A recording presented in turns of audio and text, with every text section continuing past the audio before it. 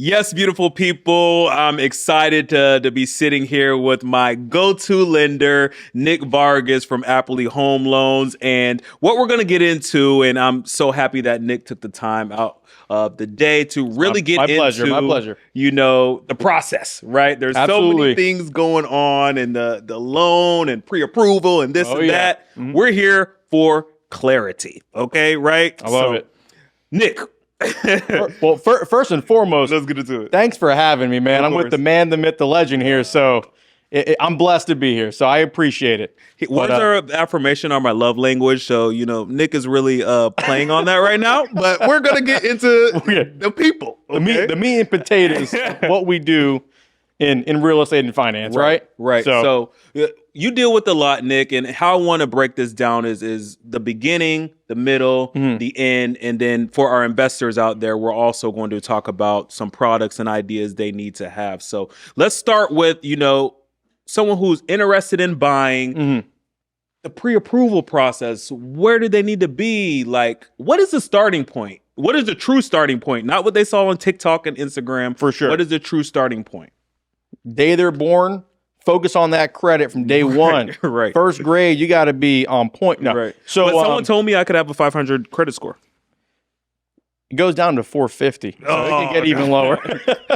But no, you want to start off with a clean slate. So I honestly, I want to kind of take it back a little bit, if that's okay, and just prep anybody watching this video, younger generation that might be fresh out of high school, fresh out of college, that is just starting to build their their career and their finances. And so really from day one, and it's funny because these are topics I wish I talked about in school growing up, right? And it's one of those things where you rely on your inner circle to coach you on this stuff and learn these things. So, from day one, you should always start off with obviously making sure when you finance anything, credit card, a car, a personal loan, a student loan, be mindful of making your payments on time, keeping your balances low, things like that. A great way to start building credit is a secured credit card, which is where you put up money and they give you a credit card essentially for the amount you put up. Right. So it's just you're borrowing money against yourself. Right. And when you finish paying the card off, if you were to ever close it at any point, you get your money back. Right. And not that I recommend ever to close your accounts. That can negatively impact you, but it's a great way to get approved without any history to start building credit. And that's really the most important thing, is just starting off fresh and clean. Yeah. Now, when it comes to buying and getting pre-approved, it's best we look at somebody's information, ideally 2 months out prior to like them 2 months out being before they wanted to look to purchase a home, because their credit won't necessarily expire. But if anything needs to be done quickly to update it or fix it, we'll have a little bit of time to coach them on what to do.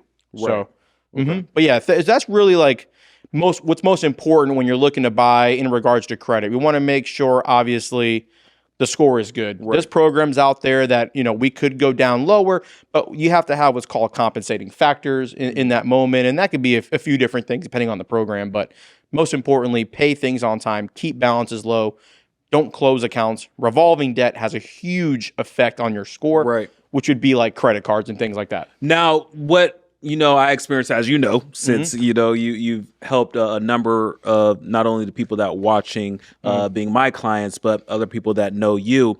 I'm coming to Diante. Hey, I've been looking at homes. I think I'm ready. Let's go out and look at a house. And I'm like, oh, let's bring you back. Let's get pre-approved. Hold up. Wait a minute. Pre-approved, right? And can you talk about the importance of the pre-approval, what that actually is and why that matters to them so they can be successful in purchasing their home? Yeah, absolutely. So a pre-approval really is sitting down and us analyzing your financial situation. Right. So many factors are taken into account when pre-approving somebody. Credit's very important, probably one of the most important pieces, right?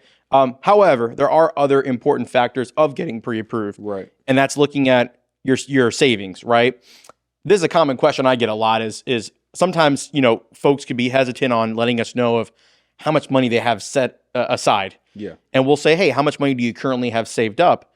And I ask it specifically that way because I don't want to know what you set aside just to spend on the transaction. I need to know what you have total. Yeah. And it's not because I want to make you spend it. Yeah. But I need to know certain programs are going to require you to have reserves and savings. And if you own other properties, very common that's required. If you have additional funds, I might have other programs I can put clients into to be strategic to help them financially. So it's important to know, where all your money's at, how much money you have. It's an important factor of getting pre-approved. The other side of that is your income. Yeah. So income is we have to calculate how they're paid, depending on the type of job they have, what career field they're in. Do they travel? Do they work from home? Are they out of state? Are they paid variable? There's many factors in pay, and that's where it can get quirky. That's why it's important to talk to somebody ahead of time. Right. Because I need to know, hey, how are you paid? Are you paid? You run into people that are in fields like truck driving, where they're paid per load or per drop off or per route or per mile. That's considered variable. Right. If you just started a job like that, you cannot qualify for traditional financing. However, if there's a history of it, maybe your previous job paid you that way, maybe there's another position within your company that is straight salary, and there might be enough time to go into a different type of role or position, that might help you qualify. So lots of factors involve, how much money you have saved up, what your income is, and then, of course, your credit. Now, not just your score, but what's on your credit is very important, because there's risk factors in pre-approving a client. And that's all measured by looking at, okay, do they pay everything on time? Yeah. Are their balances really high in comparison to their limits? Right. And then how many liabilities they have? What are the monthly payments? We take into account when qualifying somebody what the minimum payments are on their debts, on their credit. That's something I didn't even know. Yeah, very important. So a lot of people think, oh, I owe a lot in student loans. That's fine. What's your payment? Right. And, if you don't have a payment because you're on deferment, there's creative ways that we could calculate a potential payment for you to help you qualify. If I go through Freddie Mac instead of Fannie Mae, I can use a smaller percentage for a payment. Freddie Mac and Fannie Mae? Those are going to be your servicing companies that back all your loans. We have to run them through their underwriting softwares, essentially to pre-approve them. So, there's many different guidelines and ways for us to get creative, but that's why it's so important to talk earlier on, so that we could tailor fit what makes the most sense for the buyer financially, but also to help them achieve their goal. Right. And what I love about Nick and his team is all this pre-work. I've never been in a situation, knock on wood, that Nick has pre-approved my people and we have not closed the deal because we do so much of this pre-planning work. You guys can see already there's so many different variables that go into, getting financed and getting pre-approved, that once he locks in and gives you that letter, 99% of the time we're good to go. And the 1% time that we're not good to go is, to be honest, an unforeseeable issue. Or, it's important to do that due diligence. Yeah. And we were actually talking about this before we started recording, and I'll share, I run into many clients and consumers that are looking to get pre-approved that have worked with somebody else in the past who may do things differently. And just because somebody maybe makes it easier for you does not necessarily mean it's the most effective way to help you. Right. So what I mean by that is, you may have a client that's like, hey, somebody pre-approved me and they didn't need to run my credit. They just did a soft check. Yeah. While a soft check is really great to look at what your score is and what you have on your credit, because it'll give me that information, typically you can't run a soft check credit report through what I mentioned earlier, Fannie Mae's underwriting software or Freddie Mac's underwriting software. And at the end of the day, if I don't have an approval in that software, essentially you don't qualify. Right.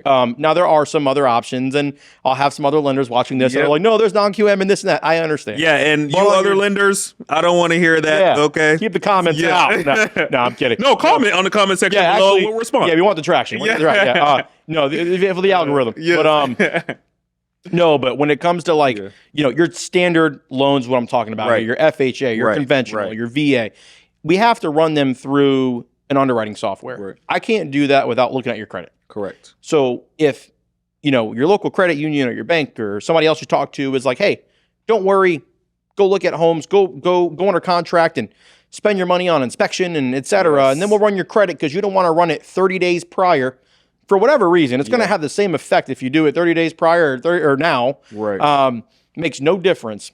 And it's one of those things that, like, doing that due diligence up front is so important, not to waste the consumer's time. Like, why do you want to look at homes, get your family to fall in love with a place and start seeing yourself there, envisioning your kids growing up there and moving in, just to find out, oh man, I the lender never ran my credit. Yeah. Because, I wanted to hold off, and now I put a deposit down. I paid for an inspection. Yeah. Just to find out I ran my credit, I'm denied. Yeah. So it's important to do that due diligence up front, and we operate a certain way for a reason. Yeah.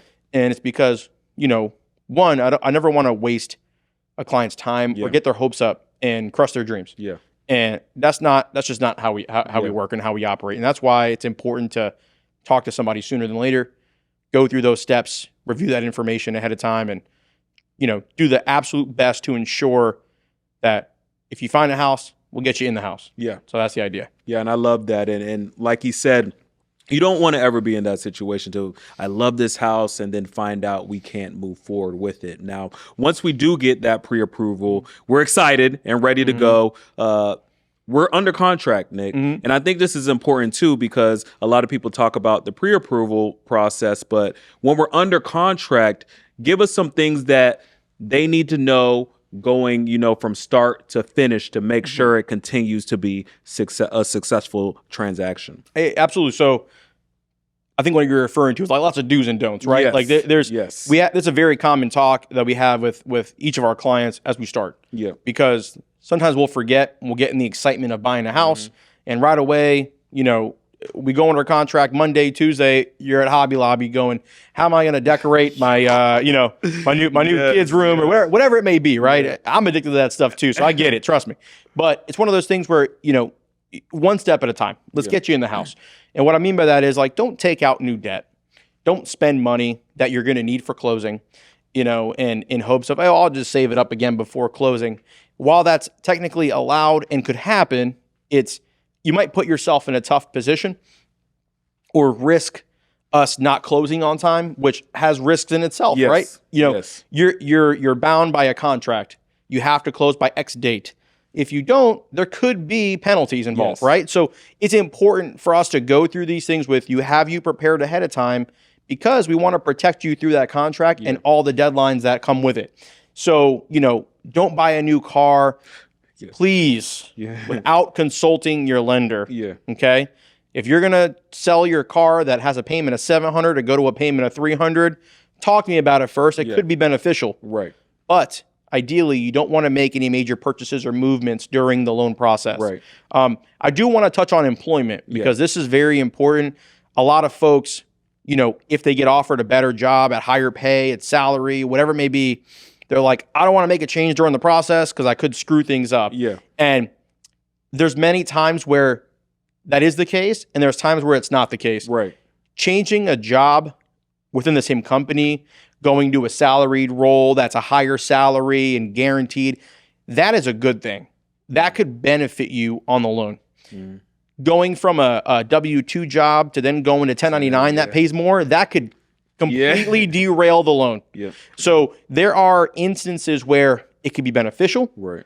There's instances where it could completely, kill the deal, for lack of better words, right there on the spot. So it's important to run those things by whoever's assisting you. Right. Which, definitely should be me and Diante. Yeah, fact. The best in the business here. But no, say that humbly, right? Yeah. No, but in all seriousness, like, it's important to check those things with whoever's assisting you, because it could help you drastically to make that change, or it could totally negatively impact you. So those are most of the do's and don'ts. Don't get new debt.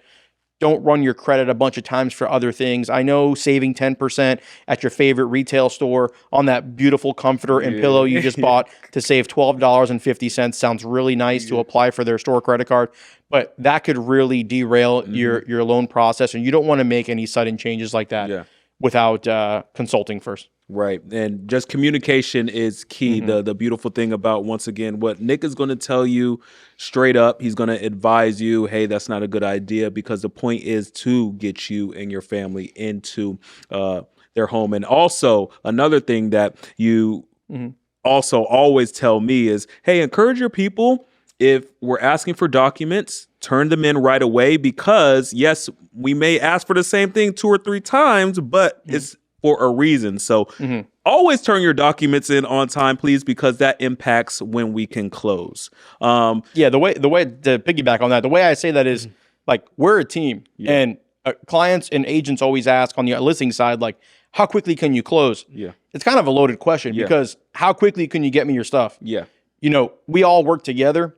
If there's other third parties involved, also there's title, there's the appraiser, there's the inspector, maybe there's repairs needed. And now there's a contractor involved to do the repairs. Now, like, there's many parties involved in getting to the table. So we can move as quickly as the rest of the team moves. Right. If I get a document from you today, then I can review it today and I can submit it today. If you get me a document, the day before closing, we've been asking for 3 weeks, then yes, could there be a delay? Potentially. And one more thing I forgot to mention that's very important is, do not move money around when you're in a transaction. Please, please, please, no large cash deposits. They cannot be sourced 90% of the time. The other 10% of the time, maybe you sold a car and got paid cash.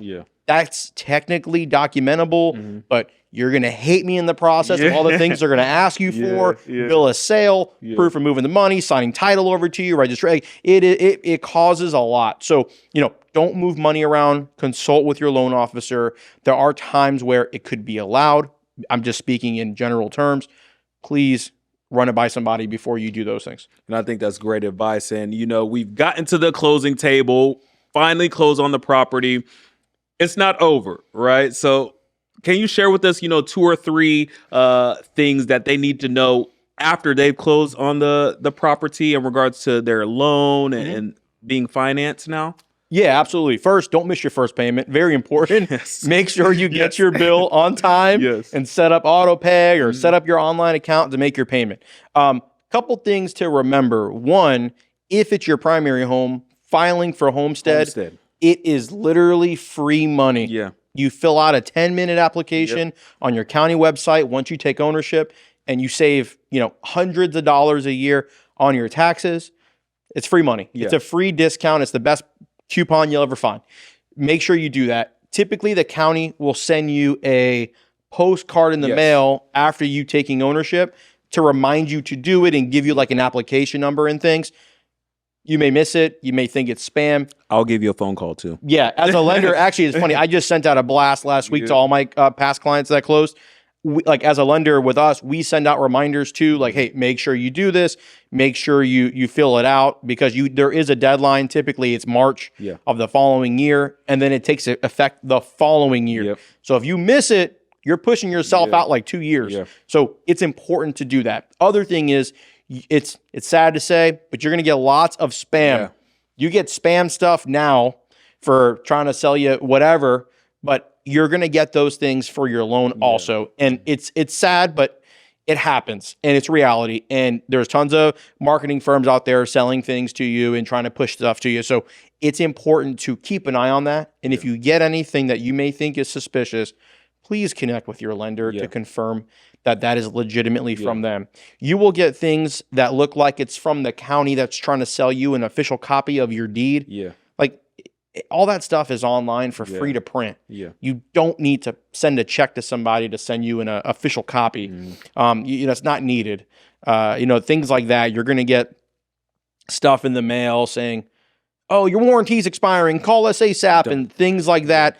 Just be mindful. And if you ever get anything, a lot of my clients, I just tell them at closing, hey, just text me a picture of it, please. Like, all my clients have my personal cell. Same with Diante. I always say, don't be a stranger. Let me know if you need something, and let us look at it for you, because it's important. And what's important to us, not just getting you in the home, but we want to protect you. We don't want anybody to get harmed in a transaction, or they're get scammed afterwards. I know it's a scary thing to talk about, but it's out there, and it's up to us to educate you guys to protect you, and that's what we're here for. So. And then this phenomenal advice, and I have done that with clients, taking a picture and sent it to Nick, and he's taking care of them. But kind of a bonus side of things, we were speaking more so of, primary residence and things of that nature, but we also have some investors on here, Nick. So, with the remaining time that we have left, real quick, talk to us about some tips and tricks they should keep in mind, whether it's different types of loan products, some creative things that you and your company are able to do to service them as well. Yeah, for sure. Right off the bat, a couple tips. When you're buying an investment property, typically 20% down is the minimum. Yeah. I say typically because there are some 15% down options. Yeah. A lot of times they don't make sense. The norm is 20% down. Yeah. If you do 25% down, a lot of times your rate is substantially better. Listen to that. Your cost could be dropped. So there's a little golden nugget for you. Take that for what it is. It can save you a bunch of money by doing 5% more down in cost. So rather than spending an extra X amount in cost, put it in equity and you save costs. So you get the best of both worlds. Outside of that, there are some other things out there like DSCR loans and other types of investment programs. DSCR is like a no income type loan. You just qualify on the home renting and the amount of money the rent brings in comparison to the payment. So there are some really creative ways to help you with that. And I'll share with you one more thing. I know we're running low on time here. One of the things I wish somebody told me when I was starting to purchase real estate before I got into the business is, the best way to build a portfolio, the most cost effective way is to move a lot. It sounds funny. Move a lot. It's a lot easier to do when you're younger. You're by yourself. It's simple. Buy a primary home, put 3.5% down, put 3% down, 5% down, 0, depending on what program you do. Live in it for a year, and you're like, hey, I'm ready to move on to my next home. Convert it to a rental, buy a new primary, rinse and repeat.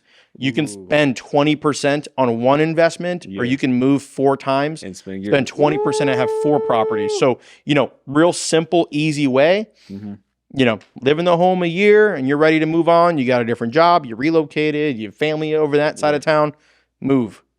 That's golden right there. I hope you guys took those notes down. This won't be the last you hear of Nick. His information will be in the comment section below, as well as the description below. Nick, thank you so much. Absolutely. Reach out to him, man. He's the reason why he's my go-to lender, because as you see, a wealth of knowledge, and he truly cares about you and your people. So, Nick, I appreciate it. Can I hit him with a boom? Boom! It's D and U, beautiful people. All right, guys. Peace. Thank you, guys. Take care.